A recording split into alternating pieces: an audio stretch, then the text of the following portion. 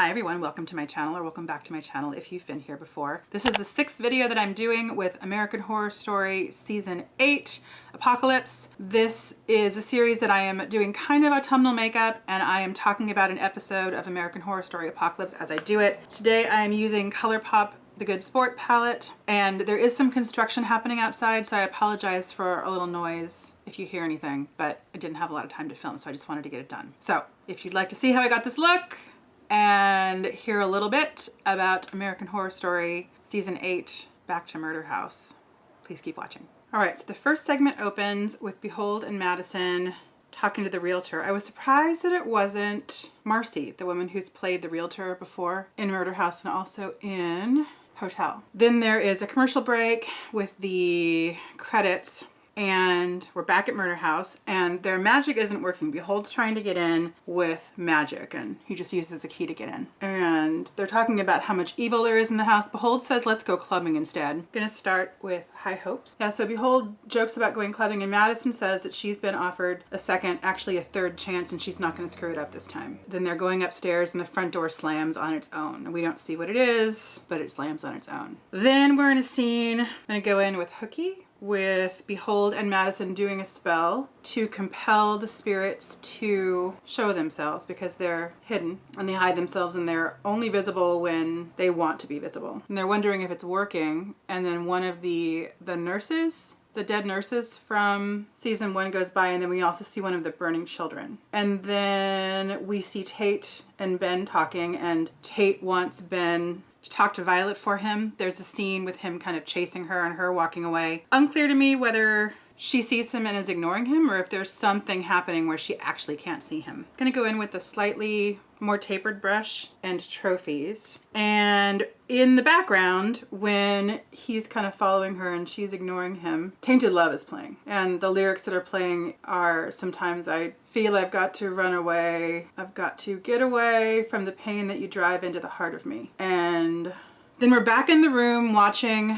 Ben and Tate, and Ben recounts all of the things that Tate did that would clearly be enough to make her not want to be with him, including impregnating Violet's mother, not raping her. I think that was a really interesting omission. The terminology that Ben used was impregnating, but still. Then Madison and Behold come in, and Tate and Ben are shocked that they're visible because they have not made themselves be visible. Gonna go in with Wild Out with a flat brush, and then Behold and Madison say that they're going to answer some tough questions about Michael Langdon, and apparently the Coven bought the house, so they don't have to worry about anybody else coming in ever again. Ben says he's busy, and Behold says, you're dead. What do you have to do? And he says, I have to look out the window and cry while I masturbate. It's my daily thing. Then Tate and Ben leave. Madison seems empathetic towards Tate. I'm gonna flip this, and I'm gonna go in with Hooked on the outside, flip the brush. So we see her actually growing a little bit as a character. Then we see a red ball come down the stairs, which happened in season 1, coming down the cellar stairs with Beauregard. And that was, and continues to be, a reference to Changeling, or The Changeling, the one with George T. Scott, not the one with Angelina Jolie, which is an amazing movie if you haven't seen it yet. So Beau comes down and looks like he's attacking Madison, but I think he just wants to play. And Behold tries to banish Beau, and then Billy Dean comes in and says, I wouldn't do that, that there are a lot of other spirits in the house that are not as kind and gentle as this one, and that they'd all be coming after him if he did something like that. Billy Dean recognizes Madison as a witch, not as a movie star. And then Constance comes down the stairs. Madison says that they own the house, but Constance says it's her house, which in a lot of ways it is. Then we're in the third segment. So we are with Constance, Billy Dean, Behold, and Madison. Moira comes in, and Constance exits and is critiquing her work, and they have a little exchange, and it's clear that they still have the same combative relationship that they've had before. But it also seems that Moira has found a bit of a voice. She says, my avocation, if you will, isn't dusting, it's satisfying your husband in the basement. So it seems like Moira has grown into her confidence a bit. Then we are back with just the 4 of them, Billy Dean, Constance, Behold, and Madison. Madison says they need information about Michael. Billy Dean is very reluctant to say anything and kind of stops Constance as she is beginning to say something. Constance says, I know more about that boy than any woman, dead or alive, but I don't spill a drop of tea for free, kiddos. And Madison says, self-interest, that's something I can get behind. What do you want? And she wants to have Moira banished, to remove that insufferable cloudy-eyed ginger from these premises permanently. Then we have Behold digging up the gazebo, and he finds a skull, but when he gives it to Madison, she says that it's not Moira's, and they keep digging and they finally find it, and they bring the bones to Moira, who is incredibly grateful because she realizes she'll be able to get out, and she wants to be buried with her mother. It's a nice kind of scene between Moira and her mother, where Moira apologizes for suffocating her mother, and her mother says that she wanted to smother her with kisses because her mother was miserable there and she was grateful to be set free. And we learn a little bit more about Madison here when she's talking to Behold about where she would want to be buried. She said that she would want to be taken to a movie studio where a creepy producer made her do her first nude scene. And she asked for a body double and he refused her. And thinking that Madison's been through a lot in her short life. So then, segment 4, we are back at Murder House with Constance, and she's really relishing the fact that Moira's gone. And we see Michael's birth, and it's the same scene that we saw when it originally aired. She says that she is a mother 4 times over, Constance does, and I know that she said this in, I think the episode was Afterbirth, the last episode in season 1. She talks about having 4 kids, and we know that there's Adelaide and Beauregard and Tate, and I'm not sure who the 4th is. We do see someone later that I think is the 4th, but I don't know who this person is, and let me know if you know who this person is. I'm going to do a little more research too, but I don't think we've ever met this 4th child, living or as a ghost. She says, I'm the first to admit that there were mistakes made raising Tate, but she feels like she was born to be a mother. She says that he was such a beautiful child, Michael was such a beautiful child, with such a cheerful disposition, even when he was committing unspeakable acts. And the unspeakable acts are things like killing bugs, which escalated into animals. And she says, I'd seen enough Discovery Channel specials to know exactly what evolutionary tree he was shimmying up. And then she talks about Bundy and Dahmer, and she's talking about the McDonald Triad, which is this thing that's supposed to predict psychopathology, which is bedwetting, harming animals, killing animals, and fire starting. Said that she buried each of these gifts that he left for her because he said they were presents because he loved me under a new rose bush. So she buried them in the yard with a rose bush on top of them. And then she says, it was Michael who made me realize that I was put on this earth to raise monsters. Then there is a shot of her in the kitchen, a really beautiful shot. It's not straight ahead, it's a little askew. And there I think are like 3 cats or something from the, it's beautiful. I mean, it's disgusting, but it's composed really beautifully. And then there's another shot of her in the rose garden, and I paused it. It looks like there are 40 rose bushes. It looks like there's 8 by 5, which is a lot of rose bushes to be planting. The bomb-in staying in houndstooth. And then, this was really interesting. We see the incident with the sitter again. We see Michael on the chair and her approaching as she did at the end of season 1. So because we're seeing this toddler scene, it seems like those 40 rose bushes were planted while he was still a toddler, while he's still the kid that we met at the end of season 1. So all of that killing that he was doing, all of that violence he was doing, it was still when he was a little kid, which is kind of terrifying. And then she says, up to that point, I thought I was raising a garden variety serial killer, or possibly even a gifted one, you know, with the attendant challenges. And then she says, though, that there was a day that he was late getting ready for school, late getting up to go to school, I guess, and she went in to wake him up, and he had aged 10 years overnight. So we get an explanation for time passing and how that kind of worked and how he aged so much. Then, and she says it was almost as if he was in a hurry to get somewhere age-wise. You know what I mean? And that's an interesting explanation for why he would age that quickly.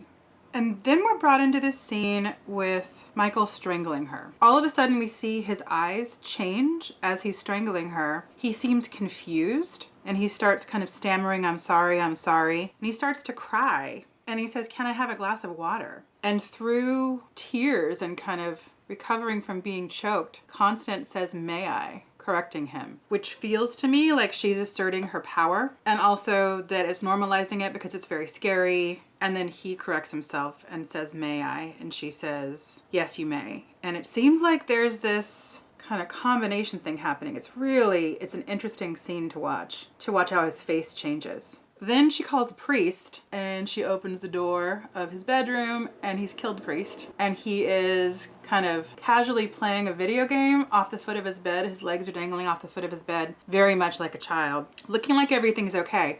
Not like I got away with something really terrible, but like nothing's wrong with this. Then we are back at the house with Madison and Behold and Constance. And Constance says that she's been through a lot of loss, a lot of pain, a lot of death, but that this was the one that shattered her. She thought that she mattered, that caring for him was her reason for living. And she realized no, that she was just a stepping stone. Gonna put on Colourpop Doing Fine lipstick. See you on the other side, and then I'll go through the rest of my notes.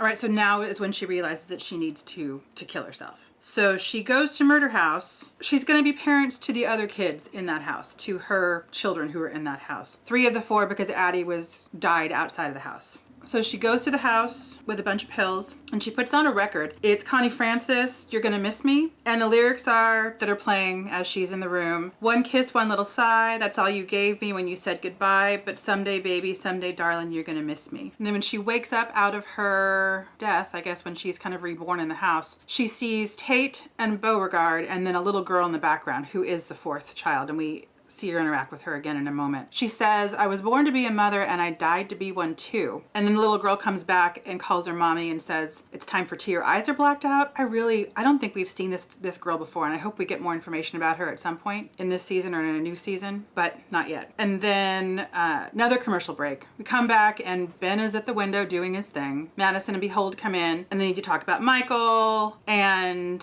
Madison says that she could help him with his impulse control about what's happening at the window. And he says, "Actually, it's only the crying part that I can live without." Oh, Ben. Ben says that the day that Constance died is the first day that he saw his son, because Michael comes into the house and he's holding her and he's weeping and saying, "It's all my fault." Ben makes himself visible to Michael, and he says that the spirits in the house can't be seen unless they want to be seen. And Michael asks him, "Why would you want to help me?" And Ben says, "I can't help but thinking of you as my son, even though I know you're not really." And they end up starting therapy sessions. Ben says that he really wanted to be good, that Michael really wanted to be good. He was fighting to be good. And as these therapy sessions start, we hear "Tonight You Belong to Me," the original song from season 1 that we heard when we first saw Michael approaching in this season. He's very brilliant, off the charts brilliant. And then Michael is sitting on Tate's bed with the Rubber Man mask in his hand, and Tate freaks out and says, "Stay away from my stuff." Ben says he's just exploring, and Michael says, "I want to be like you, Dad."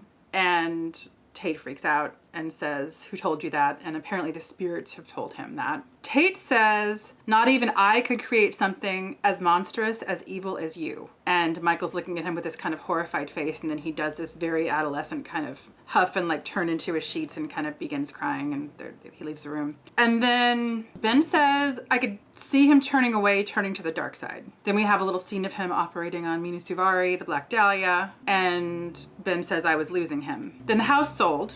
Michael kills these 2 women who bought the house as Rubber Man. Michael like psychically pushes Ben back with kind of his hands. Ben says, "You didn't have to kill them. This isn't who you are." And then he burns them up with his hands like and then he starts to cry. Michael does. Ben says, "I never could have helped you. I was foolish to try." Madeline and Behold are ready to go, but Vivian comes in. It's clear that Vivian and Ben have not seen each other for a very long time. And Behold says, "Every haunted house has a cold spot. I think we just found it." There's a baby crying, which is the other twin, I think, and Vivian says, "You need to go to your son." Vivian says, "Michael's not just a bad witch you have to exterminate." And then Vivian starts repeating lines from Revelation. And then time passes and she's kind of observing him, and then she says they came. And it is apparently Anton LaVey and 2 cardinals of the Church of Satan. I'm seeing a lot of commentary online about problems with the way that the Church of Satan is being portrayed, but there are problems with a lot of the way that a lot of religions are being portrayed, and so that's a whole separate conversation. But Anton LaVey, who died in 1997, who I thought he died in Halloween, but I looked it up and he died on October 29th. He says that he faked his death to prepare for this day. Vivian thought that they were just lost souls following a con man until the Black Mass happened. And there's this girl at a bus stop, and Meade comes up and picks her up and, says it's, and she's this kind of middle-aged woman, and you'd think that she'd probably be safe. And she gets in the car, this woman gets in the car, and Don't Fear the Reaper by Blue Oyster Cult is playing, which is just a little too spot on, but pretty amazing. Then they go to the house, they're gonna sacrifice her, and it's Meade and Anton LaVey and then Naomi Grossman, who we've only ever seen before as Pepper, so it's the first time we've seen her in a non-Pepper role. And then Naomi Grossman, as she's about to stab him, says, "It's for you, Michael, it's all for you," and that's a reference to The Omen, when the nanny is, spoiler alert, hanging herself. Then she hands him a part of the body, I think the heart or some kind of organ, and he eats it. And then as he eats it, these kind of shadowy wings come up behind him, and very spooky. Then Vivian says, "That's when I decided to kill him." And she goes into his room and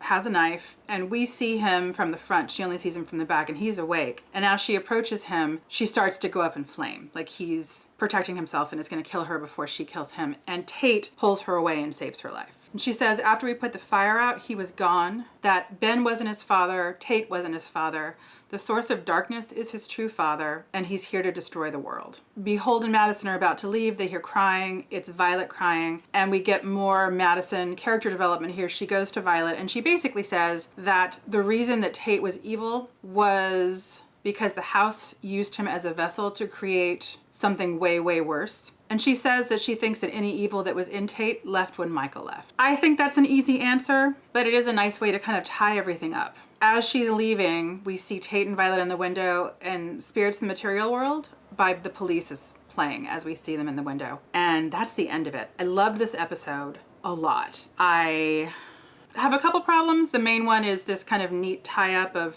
the Tate thing, but whatever. I mean, this was a very long episode, and I just was very, very happy with it. So thank you so much for watching. A lot to do in the world, a lot to do on YouTube, and it means a lot that you took some time to spend with me today. Take care, and I'll see you again very, very soon.